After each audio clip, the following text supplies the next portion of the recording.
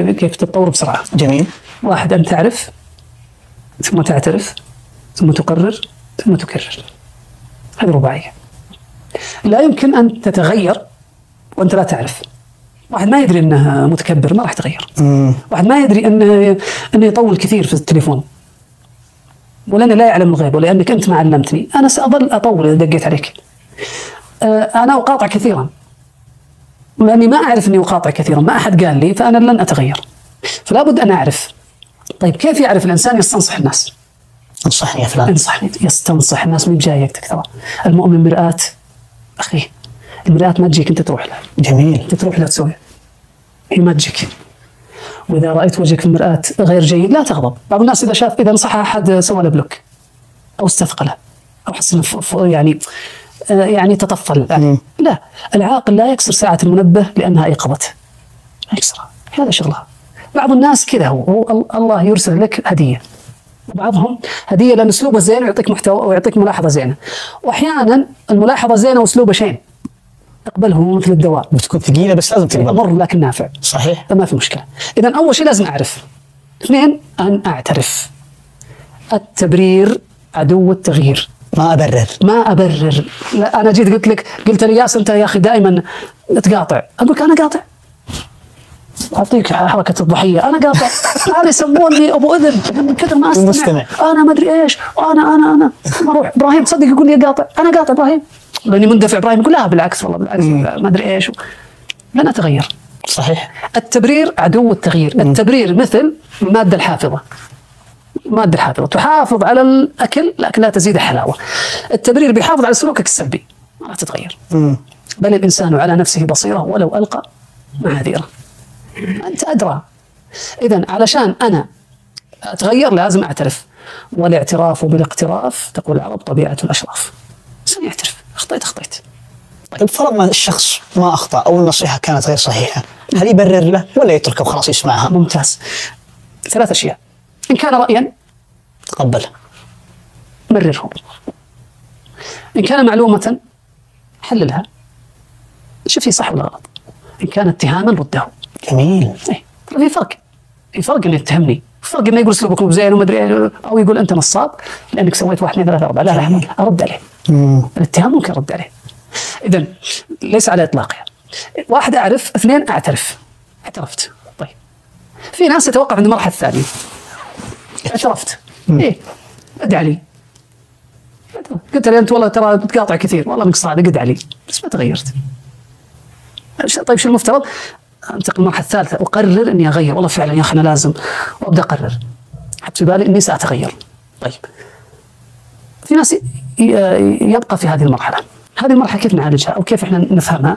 الآن لو جاء نمر هجم على 3 حمامات، حمامتين قررت تطير وحمامة فكرت تطير. النمر صاد كم واحدة؟ صادهم كلهم. ما في فرق بين حمامة قررت بس ما طارت وبين واحدة فكرت وما طارت.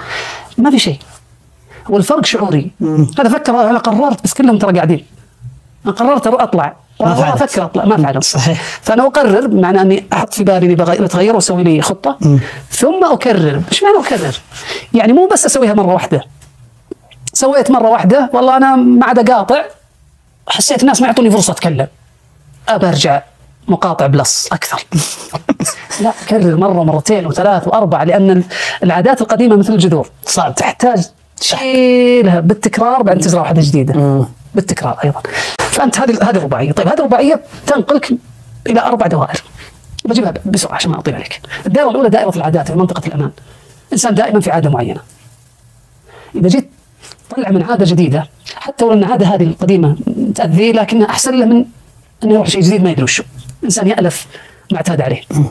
وش معنى يألف؟ معناها الأشياء اللي متعود عليها، يعني مثل اللي يشغل الطيار الآلي، ما في تفكير كثير، ما في توتر، أنا كل شيء متعود عليه.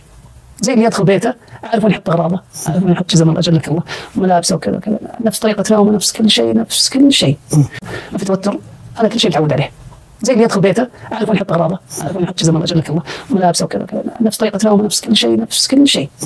طيب هل في أماكن أفضل فيه؟ بس ما يبغى يغير. العادة مريحة لكن ليس بالضرورة صحيحة. هي مريحة لكن ليس بالضرورة صحيحة. طيب جاء واحد قال أنا بتغير، وش الدواء اللي بيطلع منها؟ دعنا نفترض هذا الافتراض، فبطلع انا وياك النادي. جميل. انت انا وياك جدد، عادتنا ناكل ونسهر واكل سريع، وجبات سريعه ما تهم صحتنا وكذا. فجاه جانا ابراهيم جزاه الله خير وقال لنا لا لازم نتغير ولازم كذا ومدري ايش. خلاص يلا نروح نسجلنا في نادي. طلعنا من العاده اللي جلسه اكل ومدري ايش، رحنا النادي. لما نخرج من العاده ندخل في منطقه اسمها دائره الارتباك. نتوتر، بدخل يا احمد انا عند النادي، تعال ندخل صدق، لا تعال عشان ندخل سوا.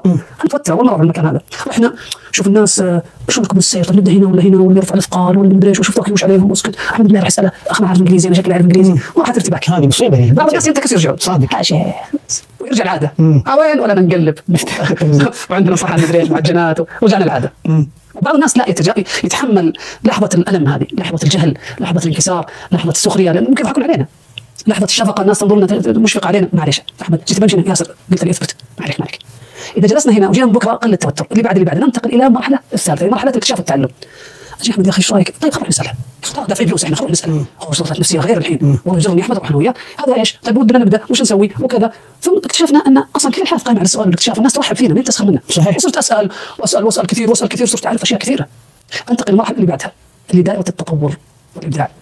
اصير انا ابدا هنا واجي هنا ثم انتقل لهذه المرحله. احسنت. ثم اجي واقدر اطقطق على اللي توهم داخلين في منطقه الارتباك. شوف مخايف اقول تعال انا كنت مثلك والله صدق انت حاسس انك كذا، طبعا انا مثلك. هذه مريحه بعد. كذلك الله عز وجل يقول كذلك كنتم من قبل فمن الله عليكم. انت تقول الان انت وصلت مرحله التعلم، بس انت ترى في يوم من الايام في مرحله التعلم. صح. انا علشان اتغير لازم اتحمل لحظه دائره الارتباك وانتقل الى دائره الاكتشاف حتى انتقل الى دائره التطور. طيب في دائره التطور يصبح انا في النادي اجي واتمرن واقعد اعلم الناس. يتحول النادي بالنسبه لي الى عاده جديده اكتسبتها. والانسان انما هو نتيجه عاداته، ان كانت جيده وان كانت سلبيه. كذا الانسان يتطور تطور متين باذن الله تعالى.